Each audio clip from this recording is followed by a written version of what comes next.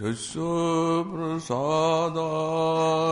भगवत् प्रसादो यस्य प्रसादान्न गति कुतोऽपि ध्यायं स्तुवं स्तस्य यशस्त्रिसन्ध्यां वन्दे गुरो श्रीचरणारविन्दम्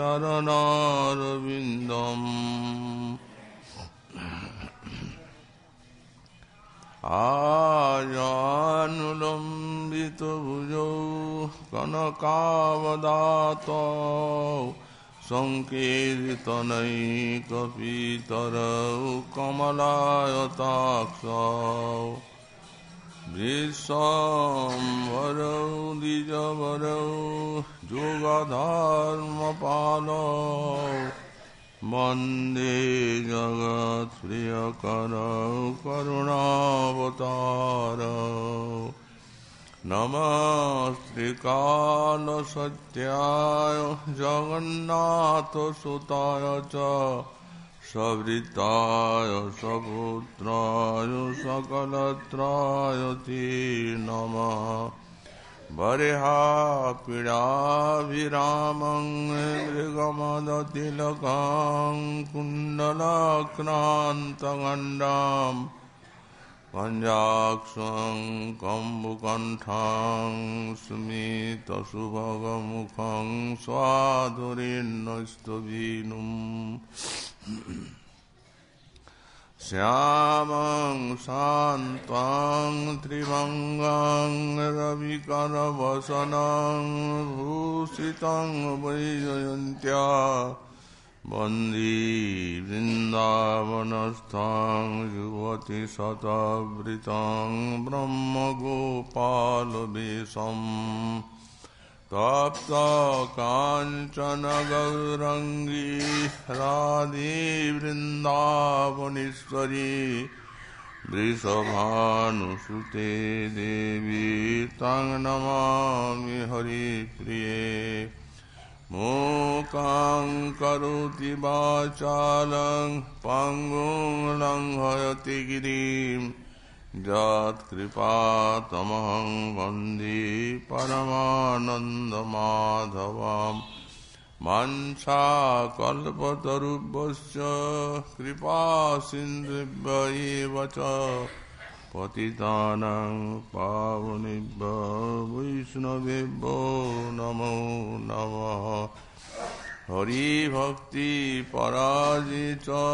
हरिनामपरायणा दुर्वृत्ता वा सुवृत्ता वा तिसां नित्यं नमो नमः नमो धर्माय महते नमो कृष्णाय वेधुषे ब्राह्मणे नमस्कृत्य धर्मान् वक्ष्ये सनातनान् नारायणं नमस्कृत्य नरं चैव नरोत्तमम् देवीं सरस्वतीं व्यासं ततो जयो मुदीरयेत् जय रूप सनातन भट्ट रघुनाथ श्रीजीव गोपाल भट्ट दास रघुनाथ ईक्षय गुसाईर करे चरण वंदन जहाँ विघ्ननाश अभीष्ट पुरन दुर्गमी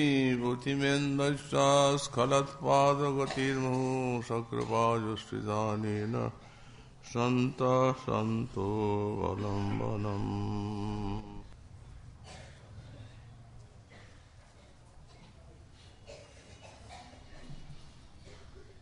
कालिन्दी कुलकल्पद्रुमतलो निलयो प्रुल्लसत् कीलिकन्दा वृन्दाटव्यां सदैव प्रकटतररो वल्लवी भावभव्या भक्तानां हृत्सरोदे मधुररससुधा सन्धिपादारविन्दा चन्द्रानन्दाकृतिर्नः स्फुरतु नव नव प्रेमलक्ष्मीरमन्दा।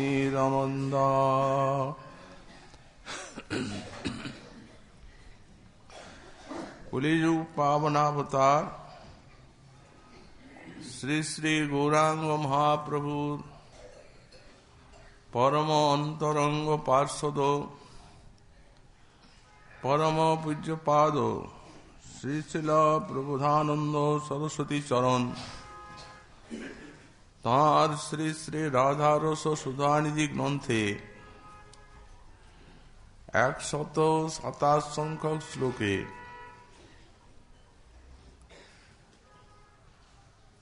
স্বীয় পরম অভীষ্ট শ্রী শ্রী রাধারানীর স্ফূর্তি প্রার্থনা করতে গিয়ে বললেন, কালিন্দী কুল কল্পদ্রুমতল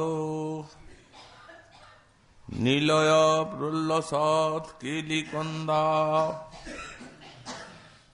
যে রাধারানী যমুনার তটবর্তী যে সকল কল্পদ্রুম কল্পবৃক্ষ তলে যে সব নিকুঞ্জ নিলয়, সেই নিকুঞ্জ নিলয়ে যে সকল ব্রজবালা মা ভাববতী প্রল্লসিত রসের দ্বারা তাদের প্রিয়তম শ্যাম সুন্দরীর সেবা করেন, সেই সকল ব্রজবালার যিনি প্রধানা বা মূল স্বরূপ, বৃন্দাটব্যাং সদৈব প্রকটতর রোহ বল্লভী ভাবভব্যা। এবং শ্রী বৃন্দাবনে নিরন্তর যারা প্রকটতর রোহ বল্লভী, প্রকাশ্য ভাবেই যারা পরকীয়া ভাববতী ব্রজরমণী, বিবিধ তাঁদের ভাবানুসারে তাঁদের সকলের কর্তৃক উপাস্যা বা আরাধ্যা, ভক্তানাং হৃৎসরোজে মধুর রস সুধা সন্দীপ পাদার বিন্দা। এবং ভক্তজনের হৃদয় কমলে যার চরণ কমল থেকে মধুর রস অমৃত ক্ষরিত হয়, সেই সান্দ্রানন্দ কৃতি সুরতু নব নব প্রেম লক্ষ্মী রমন্দা। সেই সান্দ্রানন্দাকৃতি নব নব অমন্দা প্রেম লক্ষ্মী, অর্থাৎ সর্বশ্রেষ্ঠা প্রেম কমলা যিনি, তিনি আমাদের হৃদয়ে স্ফুরিত হন। শ্রীপাদ গোস্বামী চরণ শ্রী শ্রী রাধারানীর চরণে প্রার্থনা করে চলেছেন সাধকাবেশে। প্রার্থনাগুলি সাধকাবেশে করছেন, কিন্তু সান্দ্র স্বরূপাবেশের প্রার্থনা। প্রার্থনা যে প্রবোধানন্দ সরস্বতী করছেন তা বুঝবার উপায় নেই। তার কিঙ্করী রূপেই প্রার্থনাগুলি চলেছে। সাধক স্বরূপও সান্দ্র তার এই স্বরূপের আবেশ, এত মধুর ভাব এবং এত মধুর উপাসনা বিশ্ব জগতে আর কুত্রাপি নেই। কারণ গোস্বামীপাদ বললেন, এরা তো সিদ্ধ, নিত্য সিদ্ধ পার্ষদ। এদের কথা দূরে থাক, কিন্তু কোন সাধক যদি সাধনকালে স্বরূপের অভিমানটি অন্তরে আনতে পারেন, তাহলে তার সিদ্ধি এসে যায়। অস্তু তাবৎ ভজন প্রয়াস। ভজন প্রয়াসের কথা দূরে থাক, অভিমানী সিদ্ধি এমন মধুর উপাসনা গৌড়ীয় বৈষ্ণবীর, মহাপ্রভু এবং আচার্য পাদগণের কৃপায় লব্ধ।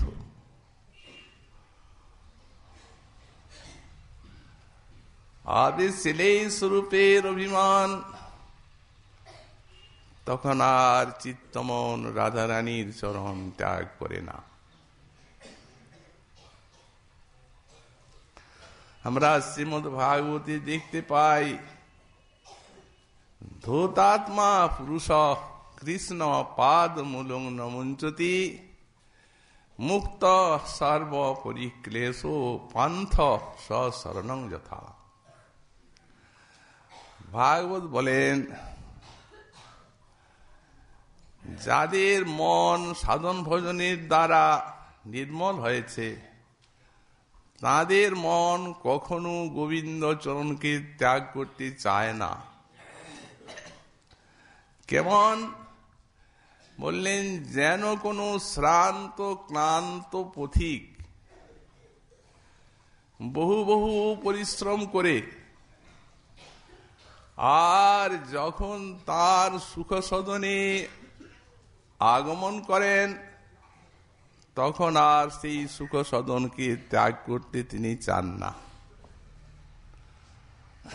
তো তেমনি অনাদিকালের থেকে ভ্রমণ করছে জীবকুল 84 লক্ষ জনিতে, কত কত তিতার জ্বালা, জরা মরণ নরকাদি দুঃখ জর্জরিত। যখন তার চিত্তটি গোবিন্দ চরণ আশ্রয় লাভ করে, তখন আর সে চরণ ছাড়তে চায় না। কিন্তু রাধা কিঙ্করী, তাদের গোবিন্দ চরণেও প্রাণ শীতল হয় না, রাধারানীর চরণেই চাই। আমাদের শ্রীপাদ দাস গোস্বামী চরণকে রাধারানী স্বয়ং দিতে চাচ্ছেন গোবিন্দকে। উনি এক কথায় বলছেন, পঞ্চেত মই কৃপাং বিধাস্যসি নৈব কিংমে প্রাণুর ব্রজেন বররূ বকারিনাপি। হে ঈশ্বরী, তুমি যদি কৃপা না করো, তাহলে আমার এই প্রাণে কি কাজ, আর আমার ব্রজবাসেই কি ফল হলো, আর যাকে দিতে চাচ্ছ সেই বকারিয়েই বা আমি কি করব। কৃষ্ণ বলেন নাই, বকারি বলেছেন বকশত্রু, অর্থাৎ সে তো আমাকে ভয় দেখাবে। তুমি কাছে থাকলে ও ভালো আমার, তুমি নিকটে না থাকলে ওর কাছে আমি যাব না, ভয় হয়। কি বিড়ম্বনায় ফেলবে সে। এমনি রাধা নিষ্ঠা। তো আমরা এই শ্লোকটির পূর্বার্ধের ব্যাখ্যা কিঞ্চিত আলোচনা করেছি। তাতে কালিন্দী কুলে যে সকল কেলিকুঞ্জ, সেই সকল কেলিকুঞ্জে ব্রজবালাগণ একটি উল্লসিতর সমাধুরী গোবিন্দকে আস্বাদন করিয়ে থাকেন। তাদের সে অতি ভাবময়, আবেগময়ী, রসময়ী তাঁদের সেই পরকীয় ভাবের দ্বারা উভয় পক্ষেই পূর্বরাগে পারস্পরিক আকর্ষণের কথা আমরা বলেছি। এমনি ভাবে সেই কালিন্দীর কুলেই একদিন বেজে উঠল কল্পদ্রুম তলে গোবিন্দের মোহন মুরলী। যেদিন মহারাজ, যেদিন প্রথম মিলন, কত শত পূর্ব রাগের পরে, সেদিন কোটি কোটি ব্রজবালা সেই মোহন মুরলীর আকর্ষণে ছুটে এলেন সেই কালিন্দী কুলে কল্পদ্রুম তলে, এবং বিবিধ রসপরিপাটির দ্বারা কত শত ভাব, কত শত মাধুরী এক ব্রহ্মরাত্রি তারা নানাবিধ ভাব রসময় নিত্যকেলি রাস মাধুরী আস্বাদন করালেন তাঁদের প্রাণপ্রিয় গোবিন্দকে। ওদের সাক্ষাৎ ভাবে ব্রজবালাগণ যেমন এই কালিন্দী কুলে কল্পদ্রুম তলে যে সকল কেলি নিলয়, সেই সকলে গোবিন্দকে উল্লসিত রসমাধুরী আস্বাদন করাচ্ছেন, তেমনি এর উল্লাসের বহুদূর পর্যন্ত ব্যাপ্তি আছে। শুধু কৃষ্ণ এবং গোপবালাই না, সিদ্ধের থেকে সাধক পর্যন্তের ব্যাপ্তি আছে। স্থানটি এই প্রকার। আমাদের এই সরস্বতী পাদে লিখেছেন একটি শ্লোকে, বৃন্দারণ্যে মধুর মধুরানন্দ রসদে কদা প্রিয়েশ্বর্যা কেলি ভবন নবকুঞ্জানি মৃগয়ে। সাধক দশারুক্তি বলছেন, বৃন্দাবন আমার কাছে মধুর মধুরানন্দ রসদ। আমার এমন সৌভাগ্য কবে হবে যেদিন সেই মধুর মধুরানন্দ রসদ বৃন্দারণ্যে প্রিয়েশ্বর্যা কেলি ভবন নবকুঞ্জানি মৃগয়ে, আমার প্রিয়তম ঈশ্বরের যে সেই কেলিকুঞ্জগুলি, ওইগুলি আমি অন্বেষণ করে বেড়াবো। সিদ্ধ পুরুষগণ ভাবাবেগে অন্বেষণ করে বেড়াচ্ছেন সেই কেলিকুঞ্জ ভবনগুলি, তাতে যে নিত্য লীলা অভিষ্টের সেই লীলা দর্শনের আকাঙ্ক্ষায় কোথা আছো দেখা দাও। এই তো তোমাদের সেই লীলাকুঞ্জ, এইখানেই তো তোমাদের সেই মধুরা মধুরতম লীলা। কিন্তু হায় দুর্ভাগ্য আমার, নয়নন্ধ মায়ান্ধকারে তোমাদের সেই নিত্যলীলা দেখতে পাচ্ছি না, কৃপা করে চক্ষু খুলে দাও।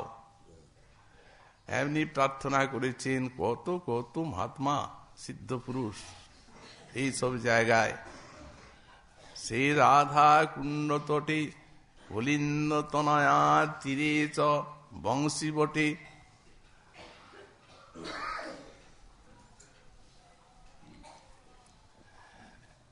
গোবর্ধন তটে সর্বত্র ঘুরছেন স্বয় গোস্বামী পাদ, আর খুঁজে বেড়াচ্ছেন নিজের অভিষ্টকে। কোথা আছো রাধারানী, দেখা দিয়ে প্রাণ রাখো।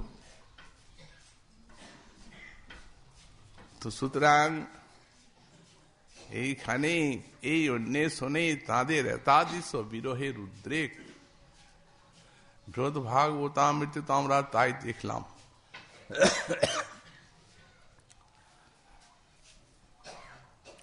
সেই গোপকুমার গিয়েছেন ঊর্ধ্ব দ্বারকায়, তো নারদ এবং উদ্ধব তাকে তো পাঠাতে পারতেন তার উপরে গোলকে। যেখানে যাবার ওর একান্ত ইচ্ছা, কারণ সেই ক্রমেই বৈকুণ্ঠের থেকে যাচ্ছেন ধীরে ধীরে। পাঠালেন না, পাঠিয়ে দিলেন এই জায়গায়। উদ্ধব বললেন ওইখানে পাঠিয়ে দিন সোজা, একে আর ঘোরাবার দরকার নেই।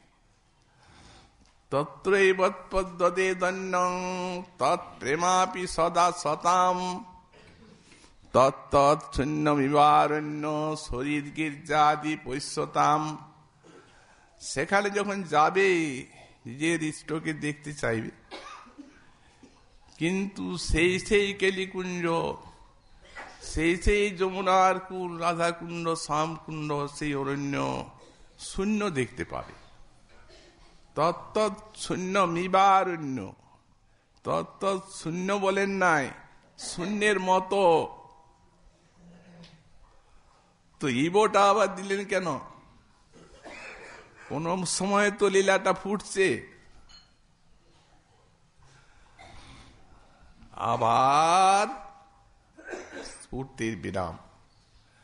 সেই শরীর, তারপরে সেই গিরিরাজকে দর্শন করবেন শূন্য শূন্যের মতো। তত্রৈবোৎপদ্যতে দৈন্যং তৎপ্রেমাপি সদা সতাম। সেইখানে দৈন্য উৎপত্তি হবে, আর সেইখানেই সেই প্রেম উৎপত্তি হবে, সেই অনুরূপ। কেমন ভাবে খুঁজবেন?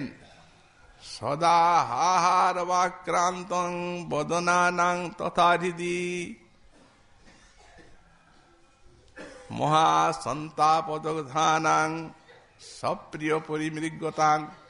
মহাসন্তাপে দগ্ধ হৃদয়ে নিজের প্রিয় রাধা মাধবকে অন্বেষণ করে বেড়াবেন। মুখে কেবল হা হা রবাক্রান্তম, হা হা কোথায় আছো দেখা দাও।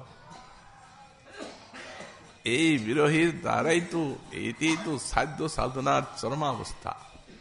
গোসাইপা দেখেই সাধ্য বলেছে, বিরোহী সাধ্য। এই জায়গায় প্রেমিক গণের সেই বিরহ জাত হয়, এবং সাধকগুলো এখানে নিজ নিজ ভাবনা অনুরূপ অন্বেষণ করেন অভীষ্টকে। অভীষ্ট মানে সাধনার সিদ্ধি, এই দুটো। এখন সাধকের যা সিদ্ধের যা স্বাভাবিক, সাধকের তাই সাধনা, এই তো। এখন সাধক অন্বেষণ করছেন অনুরাগে ভজনের দ্বারা অভীষ্টকে, আর সিদ্ধ অন্বেষণ করছেন সাক্ষাৎ ভাবে। মোটের উপর ভজন মানেই হচ্ছে অন্বেষণ বা খুঁজা, খুঁজে বেড়ানো। এরা খুঁজছেন সাধনায়, আর ওরা খুঁজছেন সাক্ষাৎ। আর যারা সেই রূপ অনুভব লাভ করেছেন, তারা সেই সেই স্থানে সেই সেই অনুভূতি নিয়ে আনন্দ লাভ করছেন। সুখময় বৃন্দাবন কবে হবে দর্শন, সে ধুলি মাখিব কবে গায়, প্রেমে পুলকিত হইয়া রাধা কৃষ্ণ নাম লইয়া কান্দিয়া বেড়াবো ভরায়।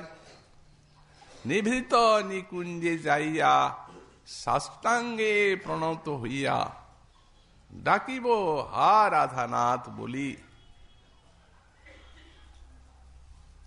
কবে যমুনার তীরে পরশ করব নীরে, কবে পিব করপুটে তুলি, আর কবে এমন হব যেদিন শিরাস মণ্ডলে যাব, কবে গোড়াগড়ি দিব তাই।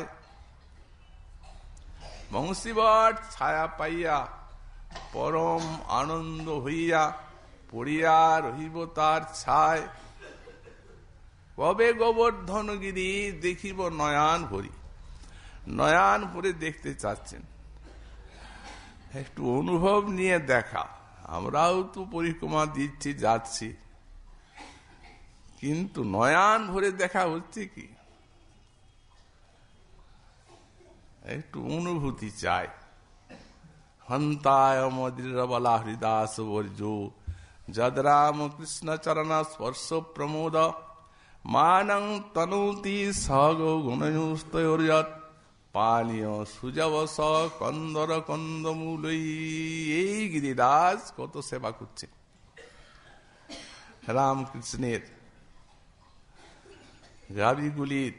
এই গিরিরাজে রাধা কৃষ্ণের কত রহস্যময় সব ওই কেলি গহ্বর আছে। এমন হরিদাস বৈদ্য আর কে আছেন যিনি নিজের দেহটিকে সসখী রাধা কৃষ্ণের, রামকৃষ্ণের এবং গাভীগণের সেবাতে বিনিয়োগ করে দিয়েছেন। এই জন্যই তো হরিদাস বৈদ্য। এইসব অনুভূতি জাগে কই? কবে গোবর্ধন গিরি হেরিব নয়ন ভরি, কবে হবে রাধা কুণ্ডে বাস, ভ্রমিতে ভ্রমিতে কবে এ দেহ পতন হবে, কহে দিন নরোত্তম দাস। ভ্রমিতে ভ্রমিতে কবে এই রাধা কুণ্ডে বাস করে আর নানা উৎসবাদি ভোজন করে আনন্দী জীবনযাত্রা নির্বাহ মাদিস জীবের মতো ভ্রমিতে ভ্রমিতে। একটু আবির উৎকণ্ঠা অনুরাগ নিয়েই ব্রজ ভজন করতে হবে, তা না হলে আর রাগ ভজন হলো কি করে? তো যাই হোক, এইভাবে সাধকের থেকে সিদ্ধ পর্যন্ত এর অনুভূতির ব্যাপ্তি আছে। পরে বললেন বৃন্দাটব্যাং সদৈব প্রকটতরা রহ বল্লভী ভাব ভব্যা। এখন এই রহবল্লভী সদৈব রহবল্লভী, সকলেই সর্বদা। তবে হ্যাঁ, গোসাইপাদ বললেন কতকগুলি ব্রজবল্লভী ছিলেন যারা কুমারিকা, যারা উপাসনা করেছিলেন কাত্যায়নী দেবীর, এবং কাত্যায়নী দেবীর উপাসনায় প্রসন্ন হয়েছিলেন গোবিন্দ, এবং ওই গান্ধর্ব রীতিতে তাদের বিবাহ হয়েছে। স্বীকার করেছিলেন তো? তারাও চেয়েছিলেন পতিরূপে। তাহলে কি এদিকে সখিয়াই বলতে হবে? তো বললেন আসলে তো সবাই সখিয়া হয়েই পরখিয়া, কে আর সখিয়া না। সুমৃত বলেই দিলেন রূপিনাং তৎপতিনাং সর্বেশাং চৈরদেহিনাং, কিন্তু কার্য তো এরাও রহবল্লভী। তাই সিদ্ধান্ত করলেন গোস্বামী, গান্ধর্বরিত্যা শিকারাত স্যাত্তম এব বস্তুতঃ, কিন্তু অব্যক্ততা বিবাহস্য সুষ্ঠু প্রচ্ছন্ন কামতা। এই কথা লিখলেন। বললেন গান্ধর্ব রীতিতে বিবাহ করলেন গোবিন্দ, অতএব বস্তুত প্রকৃতপক্ষে এরা এদের স্যাত্ত হলো, বিবাহ যখন করেছেন। কিন্তু কেউ তো জানেন না অব্যক্ততা বিবাহস্য, মাতা পিতাও জানেন না, কেউই জানেন না। অতএব যে তিনটির জন্য দুর্লভতা, প্রচ্ছন্ন কামতা, বহুবাহ্যমানতা, এই তিনটির জন্যই তো যুগমার এত খেলা। আনন্দিনী শক্তিগণকে এই ভাবটা দান। তো সুতরাং সেটি তাদের পূর্ণরূপে ছিল। সুষ্ঠু প্রচ্ছন্ন কামতা, নিবারণা, প্রচ্ছন্ন কামতা সব পরকীয়া গণের মতোই ছিল। এদের সকলের দ্বারা আপন আপন ভাবে ভাবিতা রাধা, সবাই উপাসনা করছেন। কারণ যেদিন রাসলীলা, সেই দিনে তো সকলে জেনে নিলেন যে ইনি সকলের প্রধানা। আর গোবিন্দ তো বিচারও করলেন। আমরা প্রেম সম্পুটে দেখতে পাই যে যদি সব ব্রজবালা বিভিন্ন ভাবের আছেন রাধাকেই কেন্দ্র করে, কিন্তু যতক্ষণ পর্যন্ত না এর পূর্ণ আনুগত্য আসে তাদের বিপক্ষাদেরও, ততক্ষণ পর্যন্ত এই রাসলীলার মতো মহাক্রীড়া হতে পারে না। কারণ মধ্যে রাধারানীকে নিয়ে নৃত্য করবেন, চন্দ্রাবলী ইত্যাদি প্রভৃতির ইচ্ছা এসে যাবে, ভাষার রাস হবে না।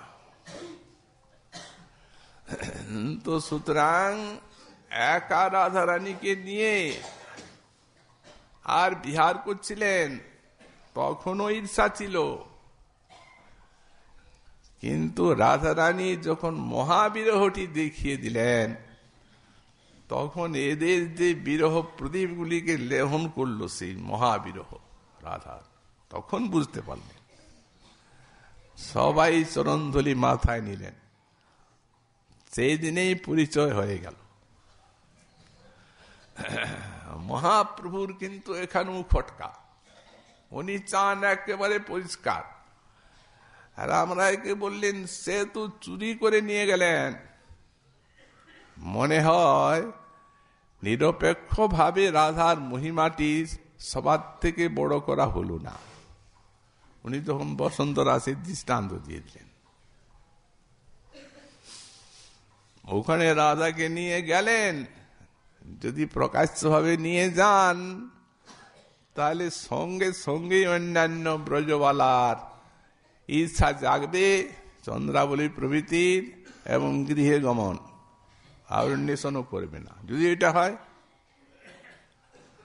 তাহলে তো রাধার মহিমাও দেখানো হবে না, আর রাসও হবে না। এই জন্য মহারাসে উঠার প্রয়োজন হয়েছিল। আসলে চুরি করা জিনিসটা নয়, রাস সিদ্ধির জন্য। সবসময় যদি চুরি থাকতো, ওই তো বসন্ত রাসে রাধাই চলে গেল। তারে না দেখিয়া ব্যাকুল হইলা শ্রীহরি, শতকোটি গোপীতে নহি কাম নির্বাপন, ইহাতেই অনুমানিস রাধার গুণ। অতএব চন্দ্রাবলী প্রভৃতি গোসাইপাদ বললেন এদের বেশি সেবা। এ রহবল্লভীগণ মুখ্যভাবে রাধার সেবা করছেন আপন আপন ভাবে। তো উনি বললেন এটাতে বেশি আস্বাদন, বেশি রস। সপক্ষ এবং বিপক্ষ। সপক্ষ তো করছে নেই, প্রাণ দিয়ে তো আছেই, বিপক্ষেরা ওই সব ভাবগুলি জাগাচ্ছে। খণ্ডিতা, কলহান্তরিতা, মান, বিপ্রলব্ধা ইত্যাদি উৎকণ্ঠিতা, এই ভাবগুলি জাগিয়ে সেবা করছে এরা। আর যারা সুইৎপক্ষা আছেন, যেমন শ্যামলা, ওরাও সেবা করছেন প্রত্যেক দিন রসদগার রাধার সুরিৎপক্ষ রূপে।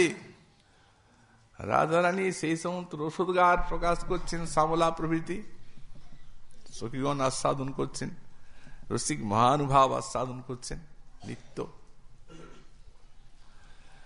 তটস্থ পক্ষা যারা, বললেন তটস্থ পক্ষা কাদিকে বলা যায়? যারা বিপক্ষের সুরিৎপক্ষা, তারাই হচ্ছে তটস্থা। তো তারা বিপক্ষের রসটাকে তাদের সহায়তার দ্বারা পুষ্ট করছে। মোট কথা রাধা রস পুষ্টির জন্য। এই জন্য বলছেন রাধা সহ ক্রীড়া রস বৃদ্ধির কারণ, আর সব গোপীগণ রস উপকরণ। এরা রস উপকরণ স্থানীয়, তাহা বিনু সুখ হেতু নহে গোপীগণ। রাধারানী মূলা, তিনি ভিন্ন কোন গোপী সুখের হেতু হতে পারেন না, গোপী সমষ্টিও না, অন্ধকার। তার বলেন ভক্তানাং হৃৎসরোজে মধুর রস সুধা সন্দীপাদার বিন্দা, যারা ভক্ত তাদের হৃদয় সরোজে তার চরণের থেকে যে অজস্র মহাভাব রসধারা ক্ষুরিত হয়। বলেছেন সান্দ্রানন্দানুরাগ নিঃসন্দিত পদাম্বুজ দ্বন্দ্বে রাধিকে সদা বন্দে তব শ্রীপদম। মহাভাব রসধারা ক্ষুরিত হয় চরণের থেকে ধ্যানের দ্বারা, কিংবা এখানে পদারবিন্দ শব্দটা দেওয়া হয়েছে ভক্তিতে, স্মরণ মননাদির দ্বারা সে রাধারানীর পদারবিন্দ রসে ভক্তগণের হৃদয় কমল রসায়িত হয়। কি মধুর এই যুগল লীলা! মনে স্মরণ প্রাণ মধুর মধুর ধাম যুগল বিলাস স্মৃতিসার সাধ্য সাধনা এই ইহা বই আর নাই, এই তত্ত্ব সর্ববিধি সার। যুগল লীলার উপাসনা সাধককে ভাবনার দ্বারা করতেই হবে। ভাবনার আস্বাদন অতি মধুর। তার কারণ এই রাগ ঐশ্ব মনোধর্মত্বাৎ, রাগটি হচ্ছে মনোধর্ম আর স্মরণটি হচ্ছে মনোধর্ম। এই জন্য রাগ মার্গে স্মরণেরই প্রাধান্য দেওয়া আছে। লক্ষ্য রাখতে হবে সবই সাধককে। যাদের স্মরণাঙ্গটি কষ্টকর বলে মনে হয় তাদেরকে প্রথমত শ্রবণ কীর্তনাদির দ্বারা চিত্তটিকে শুদ্ধ করার প্রয়াস করতে হবে। এবং যেমন সিদ্ধ বাবা প্রার্থনা মৃত্যু তরঙ্গিনী লিখেছেন, প্রার্থনার ভিতরে সেই লীলাগুলি, অথচ অষ্টকালীও আছে, সেইগুলি ধীরে ধীরে অভ্যাস করবেন। অভ্যাস মোট কথা সব গৌড়ীয় বৈষ্ণবকে এটি করতেই হবে। নিত্য দু প্রকার লীলা স্বর্ণাঙ্গের, একটি হচ্ছে মন্ত্রময়ী আর একটা সারসিকী। তো মন্ত্রময়ী তো নিত্যই করছেন, যেটি যৌপিট লীলা। যে কোনো রূপে রাধা কৃষ্ণের সঙ্গে মনের যোগ হলো না স্মরণাঙ্গ হয়ে গেল। কিন্তু মন তো আমাদের চঞ্চল, বহুকাল থেকে বিষয় বিক্ষিপ্ত। এই জন্য স্মরণাঙ্গটা সাধনার জন্য একটু প্রয়াস বিশেষ করতে হবে, লক্ষ্য রাখতে হবে সাধককে। সেটা শ্রীজীব গোস্বামী পাদও বললেন। এত বড় শক্তিশালী সাধনা, ইতি স্মরত পাদ কমলম আত্মানপি যচ্ছতি। এই স্মরণাঙ্গ সাধনাটি যদি স্মৃতিতে লীলার আস্বাদন হয়, রাধারানী এসে নিজে পাদ কমল দিয়ে যাবেন, তার সেই মধুর রস সুধা সন্ধি পাদ কমল আত্মানপি যচ্ছতি স্বয়ং। তো সুতরাং মনকে নিয়ে কাজ। ঠাকুর মশাই বললেন মনের স্মরণ প্রাণ। স্মরণাঙ্গটি হচ্ছে ওর প্রাণ মনের। মন তো অন্ধ, দেখতে পায় না, নীরব। কিন্তু নীরব হলে কি হবে? সমস্ত ইন্দ্রিয়ের একমাত্র আধার। ওর সংযোগ না হলে কোন ইন্দ্রিয় কোন প্রকার আপন আপন কার্য করতে পারবে না। ও তো অধ্যক্ষ। এবং যত কিছু ইন্দ্রিয়ের বৃত্তি ওই মনের কাছে যে জমা হচ্ছে, যেটি আমরা পূর্বে দেখেছি, সে মানুষকে দেখলেই চিনতে পারবো এই নিয়মুক।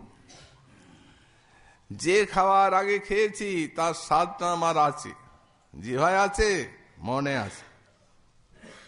জিহ্বায় নাই, ওটা মনে রেখেছে।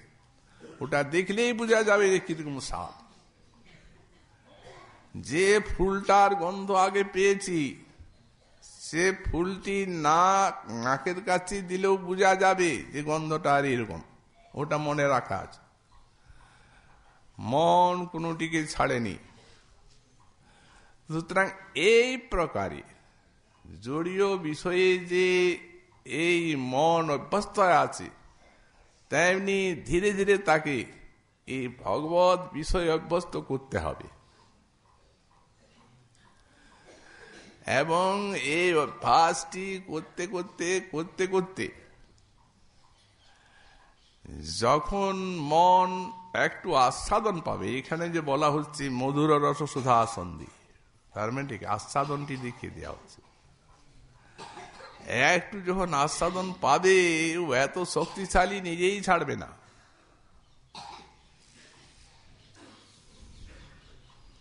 বলবো বললো তখন আর ভুলতে পারবেন না সাধক। তার কারণ আস্বাদনটি তো মনের কাছে। যখন একবার স্বাদ পেয়ে যাবে, তাই যাতে স্বাদটি পায়, অন্তত এই জন্যে শ্রীজীব গোস্বামীপাদ রাগানুগার আরম্ভে লেগেছেন রুচি।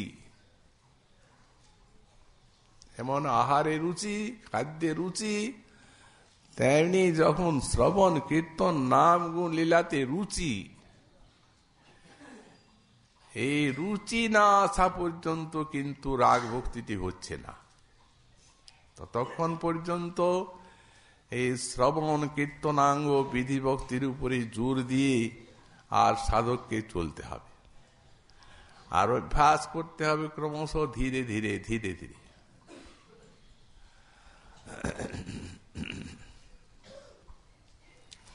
যখন ভাগবতে দেখা যায় এই স্মরণটা যখন নিরবচ্ছিন্ন হবে, তখন বলা হবে নির্গুণা ভক্তি, তার আগে না। তাই কপিল দেব বললেন, মদ্গুণা শ্রবম শ্রুতিমাত্রেণ মই সর্বগুহাশয়ে মনোগতির অবিচ্ছিন্না যথা গঙ্গাম্ভ সম্বুধ। গঙ্গাধারার যেমন জল অবিচ্ছিন্ন, একেই বলে ধ্রুবা স্মৃতি। সেই প্রকারে মন যখন সবসময় অভিষ্টের স্মরণের সৌভাগ্য পাবে, তখন তাকে বলা হবে নির্গুণা ভক্তি। নির্গুণা ভক্তিটিও তাই ধ্রুবা স্মৃতি। তারপরে আছে সমাধি। এই জন্য 5টা স্তর শ্রীমৎ জীব গোস্বামী পাদ দেখিয়ে দিয়েছেন। তো স্মরণের প্রথমের থেকে রাধারানীর চরণ কমল যা, আর যারা ভক্ত তাদের তো কোথায় নেই। একবার যদি আস্বাদনটা পায়, সর্বেন্দ্রিয় ওই চরণকে কেন্দ্র করবে। যেমন ইনি বলেছেন, রাধা নাম সুধার সংরসয়িতুম জিহ্বাস্তু মে বিহ্বলা পাদৌ তৎপদাঙ্কিতাসু চরতাং বৃন্দাটবিভীতিষু তৎকর্মৈব কর করোতু হৃদয়ং তস্যাপদং ধায়তাৎ। তাহলে কি আপনি গোবিন্দ ভজনই করবেন না নাকি? তাহলে আর যুগল উপাসক কিসের? ওটা আমার কাছে আপনি আসবে, ও আপনি আসে। তৎভাব সবতঃ পরং ভবতু মে তৎপ্রাণনাথে রতি। পরং ভবতু, সোজাসুজি কৃষ্ণের প্রতি রতি করলে যতটা না তার রতিটা হবে, এই রাধারানীর প্রতি রতিটি করলে তার থেকে পরং ভবতু, শ্রেষ্ঠ হবে। কারণ ওটা ভাব উল্লাস।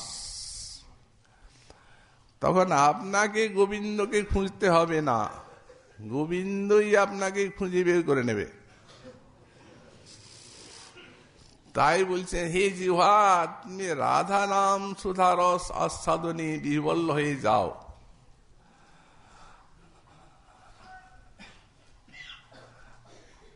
গোস্বামীপাদ বলেন, একটা ইন্দ্রিয় যদি বিহ্বল হয়, অভিষ্টের নামে সব ইন্দ্রিয় বিহ্বল হয়ে যাবে, এমন এই নাম। একস্মিন ইন্দ্রিয়ে আবির্ভূতং নামামৃতং রসই আপ্লাবয়তি সর্বাণি ইন্দ্রিয়ানি মধুরই নিজই। একটা ইন্দ্রিয়ে যদি আবির্ভূত হন নাম, তো সব ইন্দ্রিয়গুলিকে আপ্লাবিত করবে।